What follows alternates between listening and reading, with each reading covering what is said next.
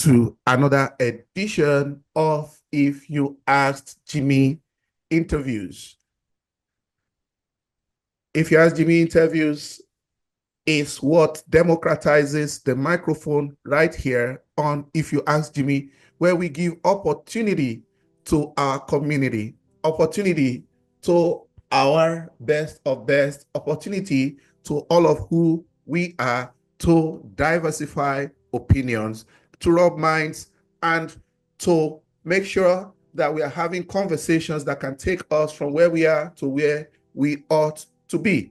Today, we are having already in our studios someone who you will be happy to have watched them talking to us because of the gold and everything they're going to be dropping for us. I'm excited to have Mr. Diaspora.How as our guest today on If You Ask Jimmy live interviews on this channel. Let me tell you a little bit about our guest today.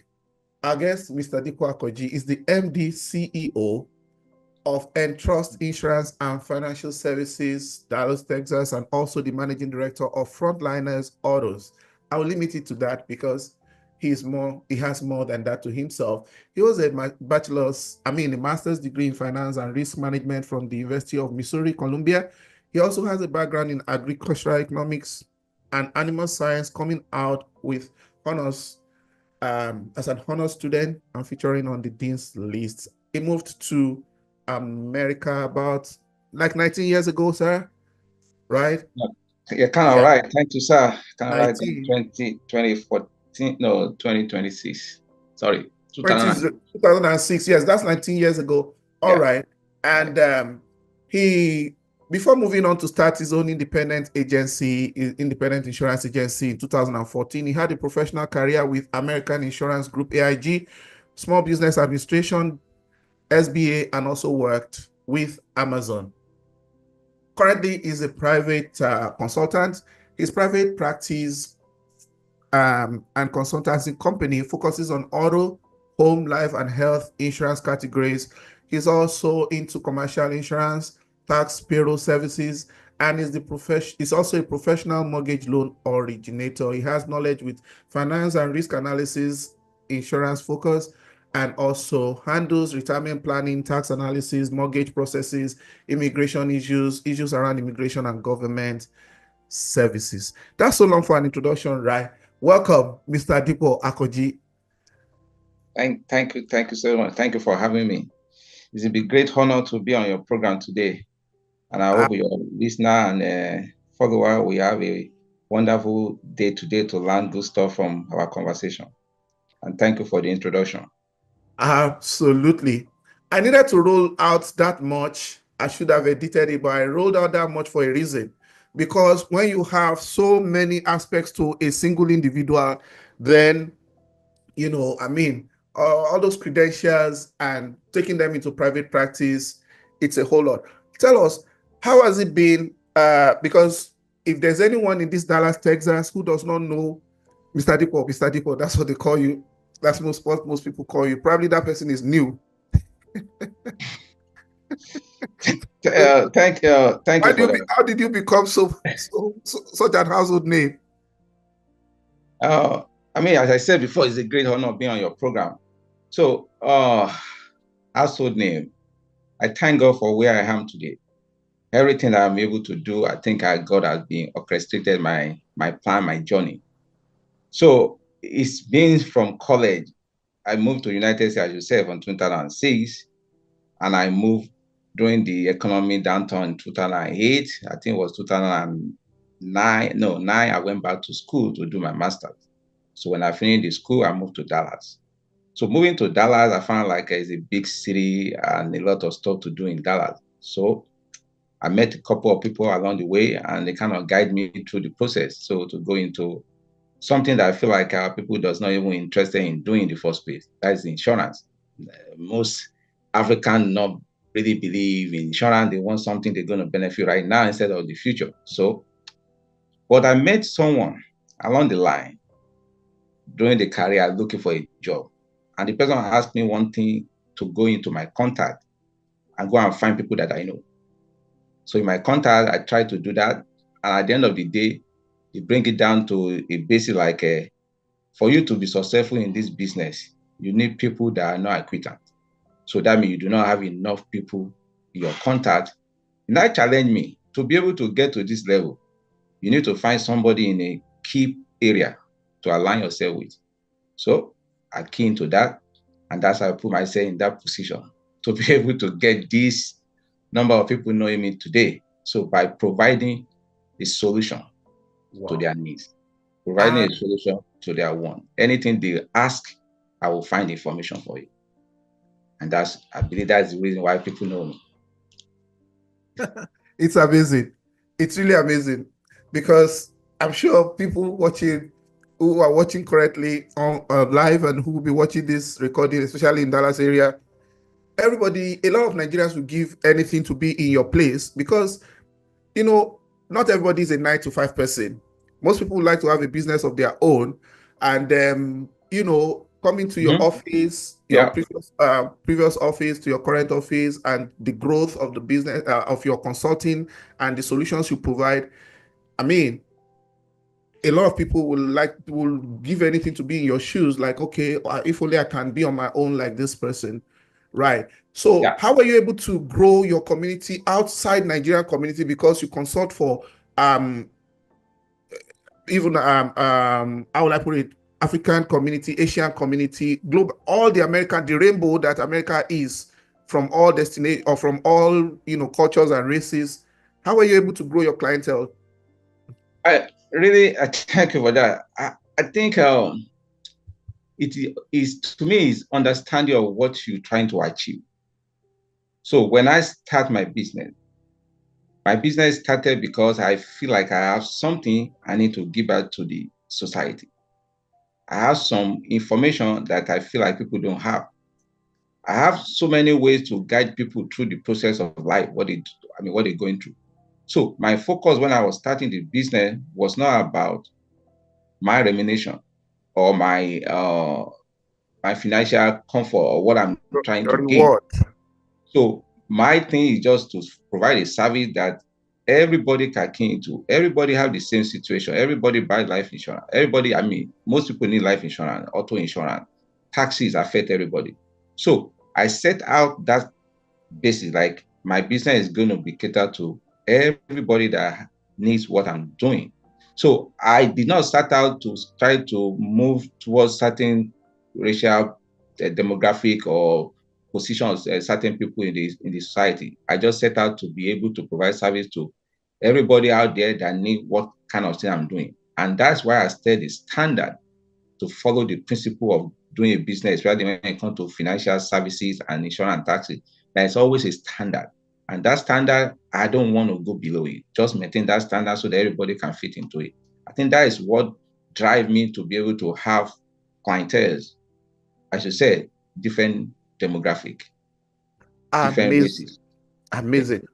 Yeah. How are you able to combine that? I remember when I first met you, I think like how many years ago now? 2017. That was a time 2017, yeah. It's quite a long time. It's been some time, yeah. I had a good relationship during that. Absolutely. I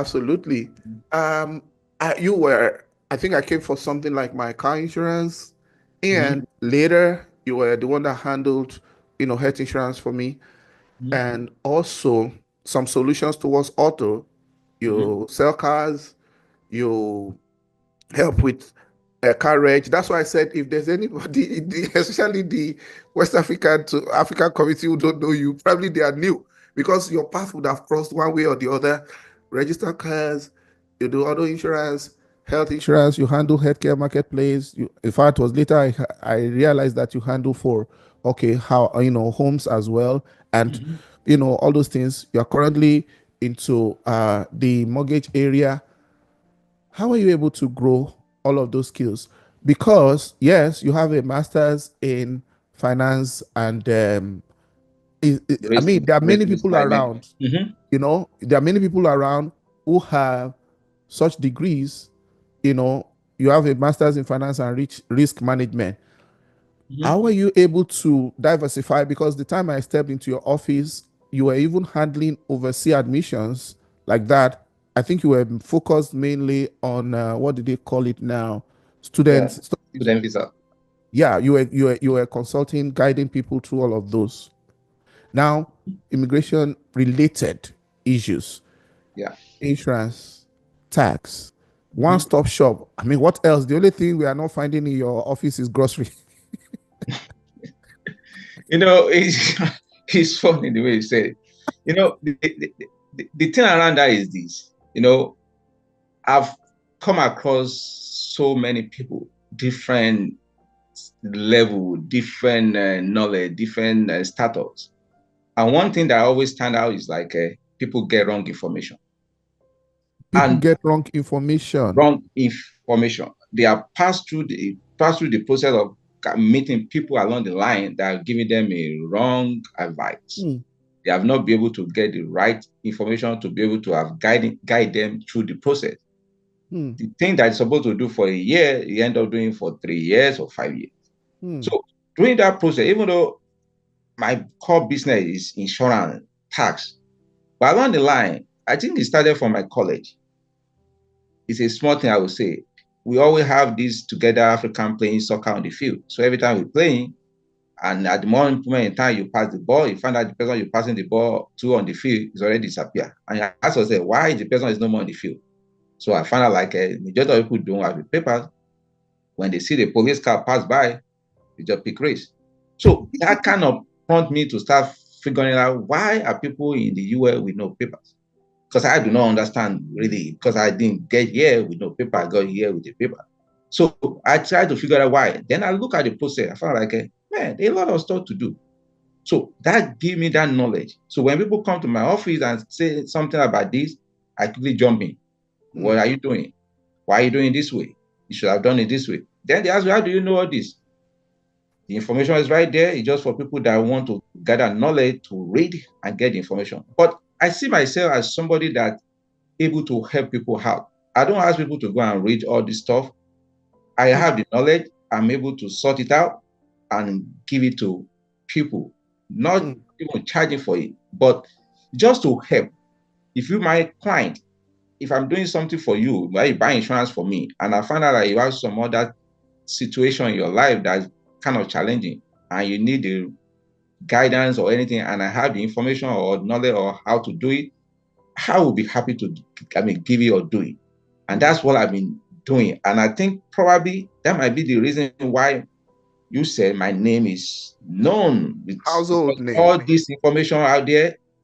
If everybody will mention something, they say, oh, have you called Mr. Adepo? Ask him, you're going to know it. Call him, you're going to find you information. You're going to, it's not bragging, but it's what I've already prepared for it. It's a deliberate action. It's also part of who I am too.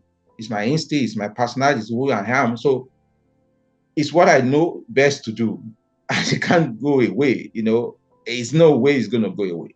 It's keep getting better and better. Absolutely. I know that you are very big on helping people. And as at the time I met you, that's 2017. 17, yeah. Yeah, I know that you already had, well-established office at the heart of Dallas City. Some of us that were just not too long in America, maybe a year or two around that time, be wondering, this guy has office. Get that kind of thing. I know there are many businesses, there are many, private businesses are owned by Africans here, very big concerns, groceries, boutiques, healthcare practice. We are really represented. Right. Yeah, we are represented, maybe not as loud as we should be. So, but you'll see, you had a well-established office, we know how much we pay for rent in our homes. Then you wonder, this is directly at that time opposite one of the biggest Walmart stores. You see, in fact, the complex, your office complex is at the place, that's the heart of, Dallas South. You're right. Right. Yeah. So you had some backup staff at that time, but wasn't it overwhelming with the kind of services that you were rendering to people then, especially because you know the population of Nigerians. To see you that time, if someone doesn't have patience, that person, I mean, might leave and have to come back another day.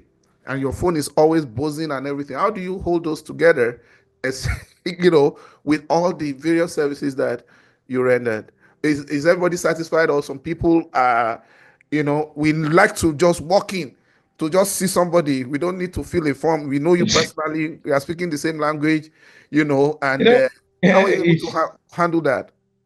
I mean, it's funny that this conversation is coming back right now because I believe that might be the only thing. If you ask anybody that knows me, the only thing I would feel like they will say is this: "Oh, is this tough to get Mr. Debo? You cannot get him. You call him, he's not going to call you back.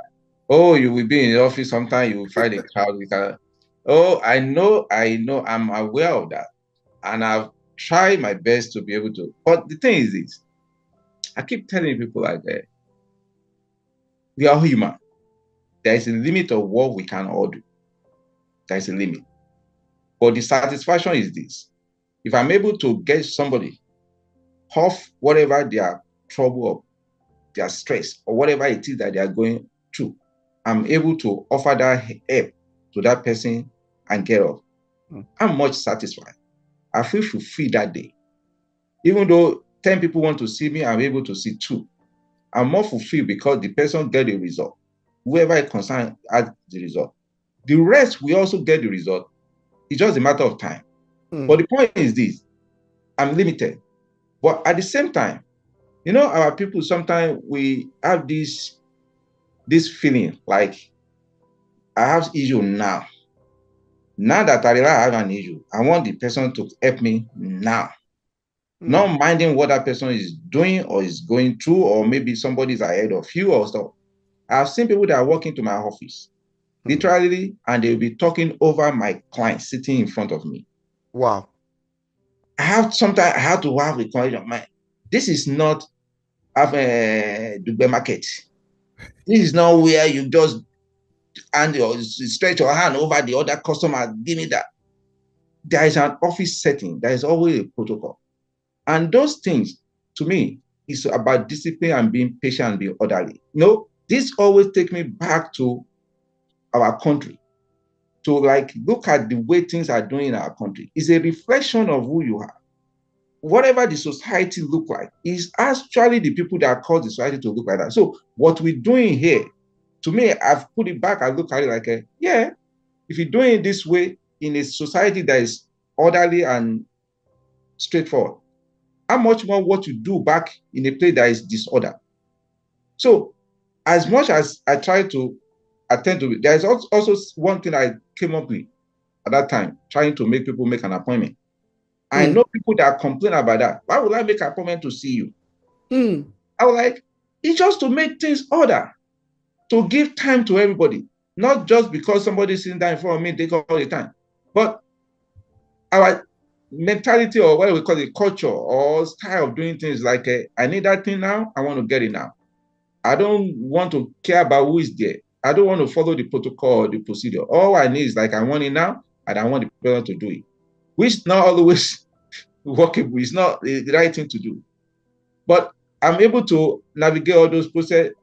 Today, I'm still getting more people coming and keep asking stuff. But it's good. So it might be possible that some people got frustrated in the process because they feel like they have a relationship with you and they can walk past your receptionist straight into your office and get attention. Like you said, they talk over, some others who are there.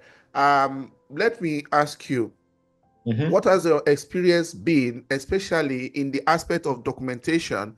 I know you are not a lawyer, and I know that you usually refer people to the professionals, but there are people you have given a listening ear, and you have collaboration with some legal practitioners. When the immigration thing, I believe, is just a very small part of what you do, but I want to bring that conversation in. I'm not talking to you as an immigration lawyer right now, because I know I've had encounter with you before, and then I see how you refer people to lawyers to handle that. But in Yeah. your everyday conversation with people, you talked about, people trying to get away from any environment. Maybe if they see police vehicle approaching, they will run off the playing field or football field, and they're always panicky and all those kind of things. People jackpot here. You said you came in here with proper documentation, but not many of us did, only a very few percentage. And remember that as far back as 2014, 2015, I can't remember exactly, the visa lottery process or program, which allowed a lot of our people to come in, was already stopped for Nigeria, even though it was active for some other African countries. Yeah, right. So what are the issues that you can readily remember that makes our people, like you said, they have the wrong information? Can you elaborate on that? And what does that do to people in the process? Or how does it, how do I situate this question? Because the process here, I don't know, is it so tough? Or is just that, like you said, people have, I don't want to preempt you. Yeah. What exactly are the issues? What exactly are the issues? I mean, I kind of identify like 2 or 3 different issues that probably creating this mess for people along the line. Okay, so this is the thing. Most people that are working here, I mean, that I've met along the line, along the way, when they came into the United States, they relocated to the United States. So from the conversation I had with them, I found out like from the beginning of their process, coming back home in Nigeria, they are already been misinformed about the things that happen in the US. So they got, first of all, got a wrong impression about the situation of things in the US. Now, getting here, they have somebody else that continued to be deceiving or misleading them. Now, when I say they got the wrong information, is like when you are applying for a certain visas, there are conditions, there are process, there are things about attached to those visas. So giving people a kind of a assurance, like when you get to the US, everything is going to be fine, okay, with what you have as a visa. It's a wrong impression. So people went ahead and sold their house, sold their car. They are working well in Nigeria. Yeah, they are working very well in Nigeria. They end up resigning from a very good job, hoping that they're going to get better stuff here. Whereas the person is not advising them like, you're going to lose everything you have built over the years in Nigeria and go and start all over again in the US, especially at the age you are coming. That agent is not advising, telling them that. He's not telling them like, if you come here with this kind of a visa you're coming with, you are not allowed to work. You are not. The law does not allow you to work on a visiting visa. Why everybody is telling them like, you get a job? Just for you to be able to pay 1 million naira or 2 million to be able to do your paperwork and get you iPhone or do whatever it is. Now getting here, you made your friend. Some people even disappear. Those friends you are talking to in Nigeria before you left, by the time you told them like, tell them like, oh, I bought my ticket, I'm going to fly tomorrow, their phone is not going to ring again. That's it. So you're coming into a society that you know nobody. Wow. So now coming here again, you met your fellow Nigerian or African, whoever is here, they are already in that situation and see that you are coming with a lot of money. What would they do? They will keep lying to you to make sure that all the money you spent, you wasted the money. After all said and done, you will now start finding out the process. So what I find is like we deliberate. I don't know. Okay, let me take it back. I might not say deliberate, but I find like it's our style. I don't know the reason for that. To make sure that my brother go through the same struggle, the same stress I passed. I don't know why we're doing that, because that's what I can say. Because whoever is advising you at that time probably know what it is, or also he also getting a wrong information for somebody else, because somebody is passing this malign information, wrong situation, passing along to people to make them go through something they shouldn't have started in the first place. Wow. So those things I find out. Now, coming back now, finding out, I don't want to be at that call like I am talking bad about lawyers. So I will kind of restrain myself from that because I know we're online. So, but I've seen a lot of documents being messed up by the same people that we call professionals. that are Lawyers that are helping. supposed to be their saving grace to guide them. Yes, to guide them. They have been messed up their document, asking them to do something they would never be able to defend or even raise their hand and say, oh, I asked my client to do this. Somebody asking your client to sign a document for somebody else. I mean, why would a professional be asking someone to do that? When you know, if they find out, it's going to be a great consequence, serious consequence for that action. So what I'm saying is like, I've seen document asking for A, people will present B, they will ask you for D and C, they will answer wrongly. And I'll ask myself, but I have someone,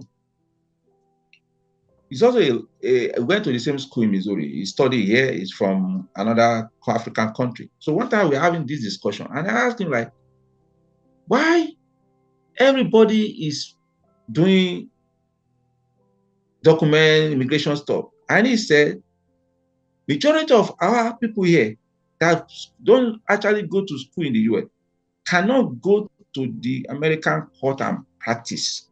They don't have that confidence or tenacity or knowledge to go and practice regular litigation in the court. The only thing they can do to survive is to be doing immigration document, because that is a federal territory. It's not a state issue. You can do immigration document anywhere in the United States. It doesn't matter where you call to bar. It can be called to bar in Texas, and you'll be handing document for people because it's a federal law. It's not a state litigation. So now I understand why these people will do all that. Another thing I found out is this. Some will know for sure, like when they call you for interview, they're not going to go with you. They will come up with excuse. Oh, that's when they will remember they have to go to game with my children, or go to with my professional child. So all these things I see as an error or trouble for our people. Now, I also go back to our people too. When you are trying to cut corners, trying to change or do things not in a normal way, that's when you get into these people's hand like this. Because by the time you are trying to do something that is not professional, then you end up getting into the hand of people that end up, I won't call dupe you, but misinform you to go different route, that you keep spending money until finally you find out like you have been on a wrong route for a long time. No, and all those things cost the time. You say it's money. All the time you wasted and the money resources you wasted, it's a lot. It's a lot for people to bear. So I've seen all that. So trying to now help people out is when, a lot of people have advised to do something and they see the result. I'm not a lawyer. I never call myself a lawyer, but it's come from experience.